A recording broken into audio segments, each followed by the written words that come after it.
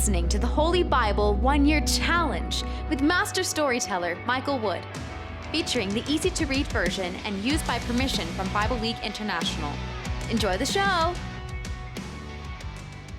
Hello everyone, welcome to day 32. We're continuing in the book of Job, and if we follow the argument so far, Job's friends believe that Job is in some kind of sin or secret sin, which is why all these bad things have happened to him. And of course, Job says that he's innocent and that sinners face trouble just as much as righteous people do. And so we'll find in chapter 22, Eliphaz didn't seem to hear that part of Job's speech, and he continues to accuse Job of sin. Perhaps Job is sinning and he doesn't even know it. But then Job continues his argument, saying that even evil people seem to prosper and that he's waiting for the Lord's judgment on the wicked.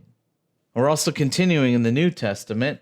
In the book of Matthew, Jesus tells a story about two sons, and he uses that and a question about the authority of John the Baptist to really rattle the chains of the teachers of the law and the Pharisees.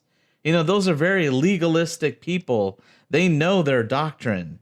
And yet Jesus can still trip them up.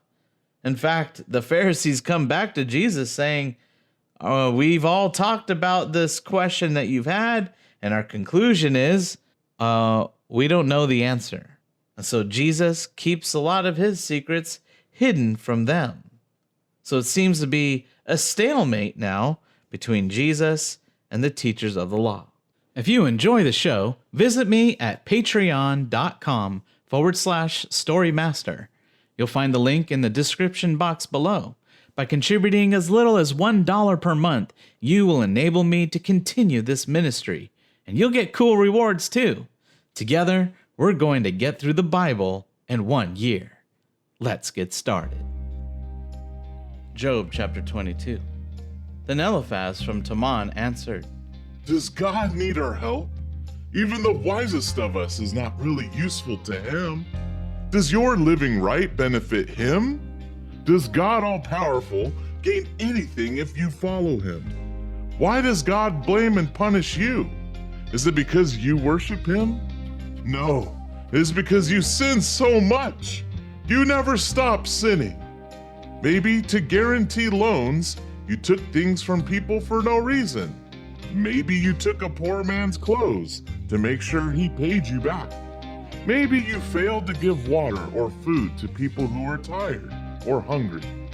You have a lot of farmland and people respect you, but maybe you sent widows away without giving them anything. And maybe you took advantage of orphans. That is why traps are all around you, and sudden trouble makes you afraid. That is why it is so dark that you cannot see, and why a flood of water covers you. God lives in the highest part of heaven and looks down on the highest stars. But you ask, what does God know? Can he see through the dark clouds to judge us? The clouds hide us from his eyes, so he cannot see us as he walks around the edge of the sky. Job, you are walking on the old path that evil people walked on long ago. They were destroyed before it was their time to die. They were washed away by the flood. They told God, Leave us alone! God all-powerful cannot do anything to us. And it was God who filled their houses with good things. No, I would never follow the advice of evil people. Those who do what is right are happy to see them destroyed.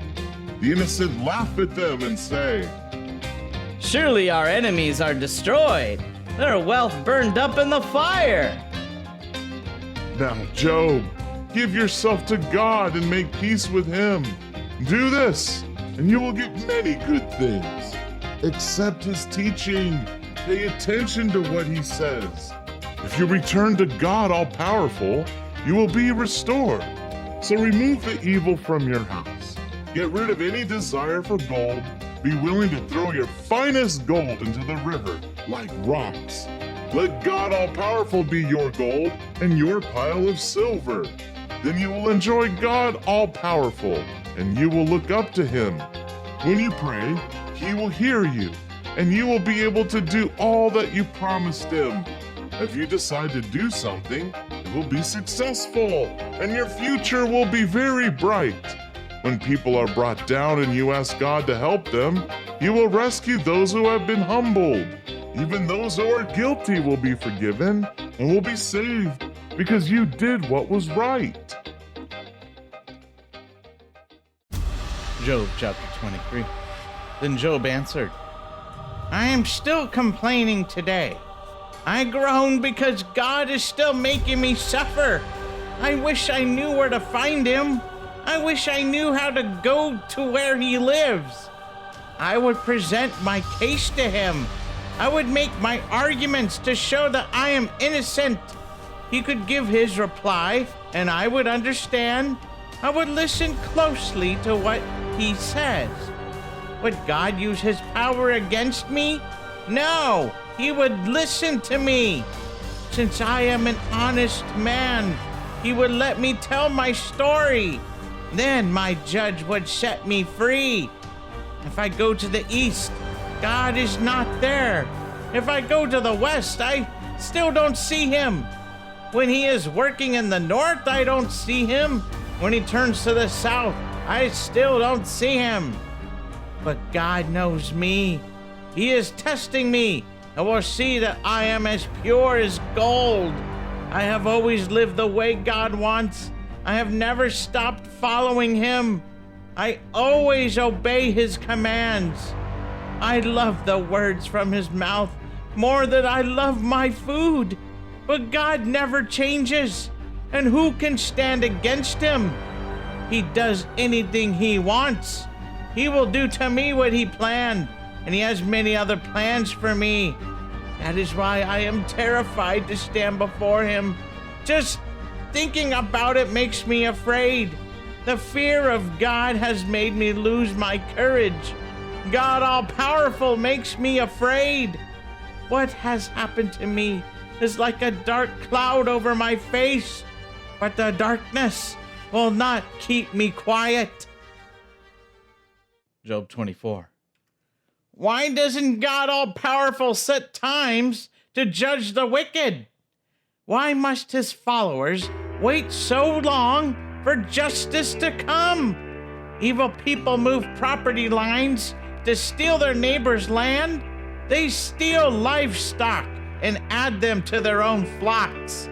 They steal a donkey that belongs to an orphan and take a widow's ox until she pays what she owes. They force the poor to move out of their way. The only way any of the poor stay alive is to run and hide. Like wild donkeys, the poor search for food in the desert. This is the only way they could feed their children. They pick up grain from fields they don't own and take the grapes left on the vines that belong to the wicked. They must sleep all night without clothes. They have no cover to protect them from the cold. They are soaked with cold mountain rains and huddled beside rocks that are their only shelter.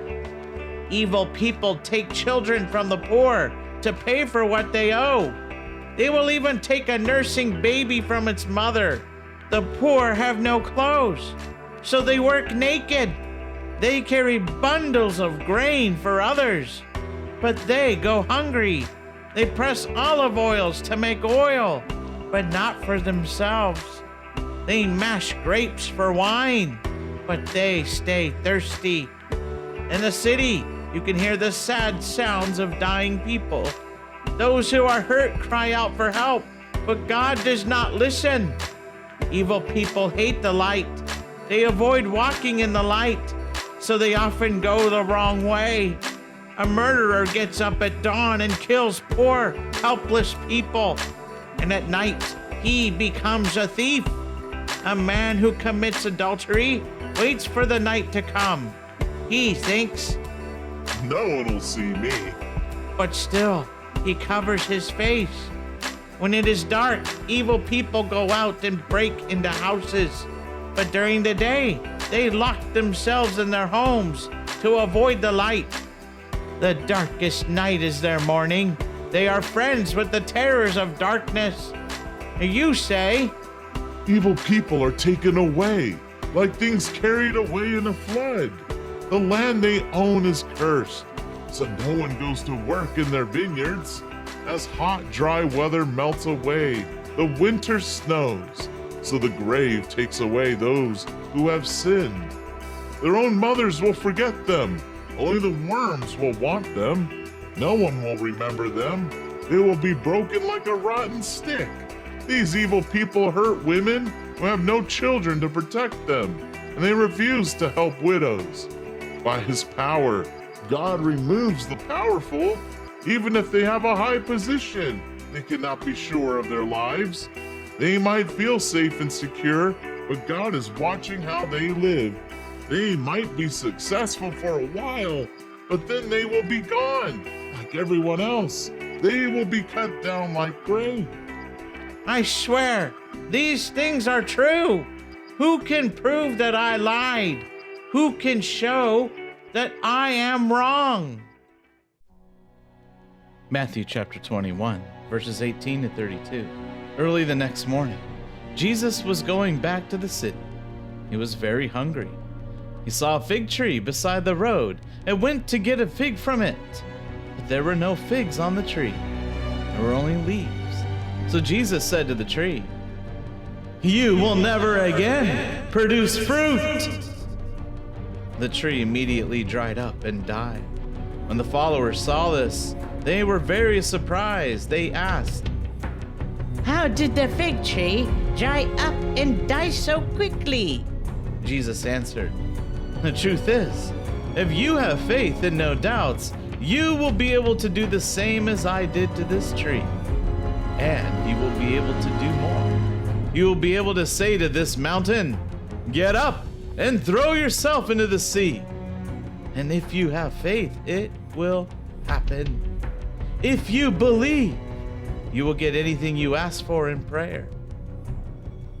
Jesus went into the temple area. While Jesus was teaching there, the leading priests and the older leaders of the people came to him, and they said, Tell us, what authority do you have to do these things you are doing? Who gave you this authority? Jesus answered, "I will ask you a question too. If you answer me, then I will tell you what authority I have to do these things. Tell me, when John baptized people, did his authority come from God, or was it only from other people?" The priests and the leaders talked about Jesus' question.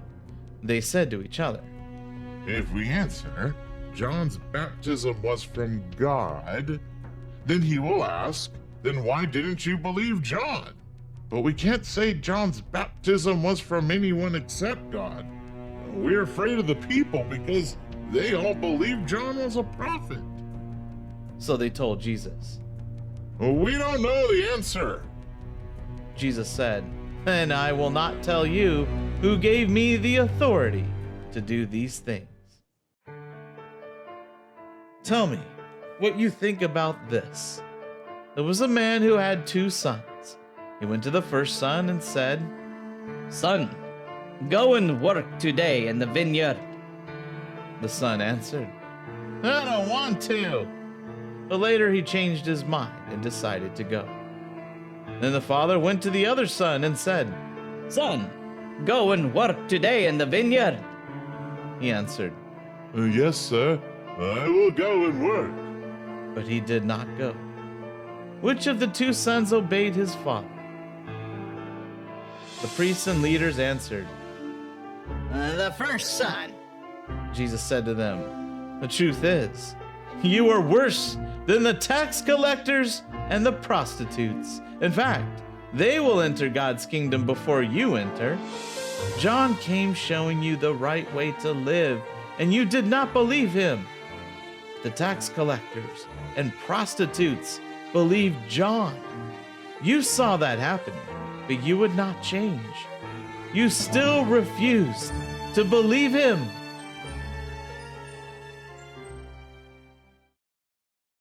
Proverbs chapter 3, verses 21 to 35. Learn from wisdom to be fair.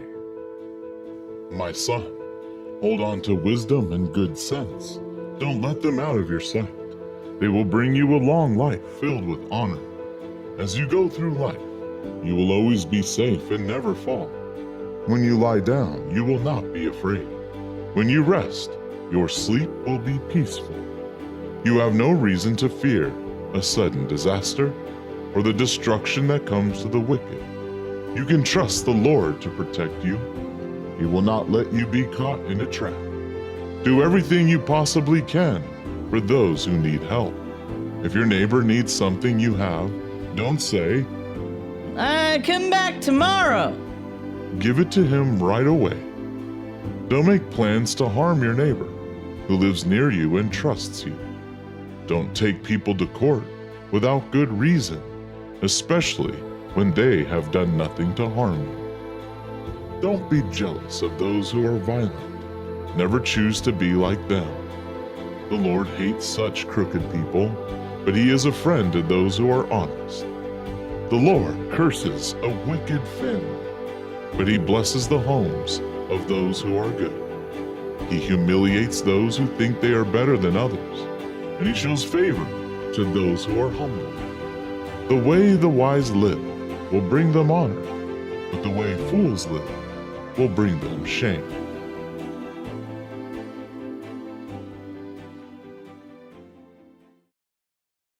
Thank you, everyone. That was day 32.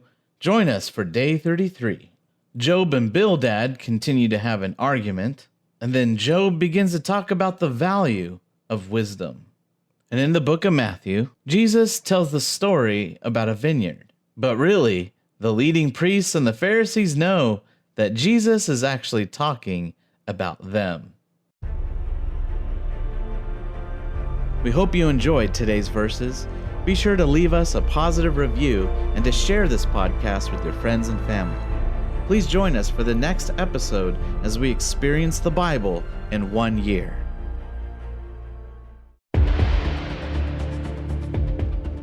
Did you know we offer online courses in creative writing, literature, and web design? Visit us at storymaster.online to learn more.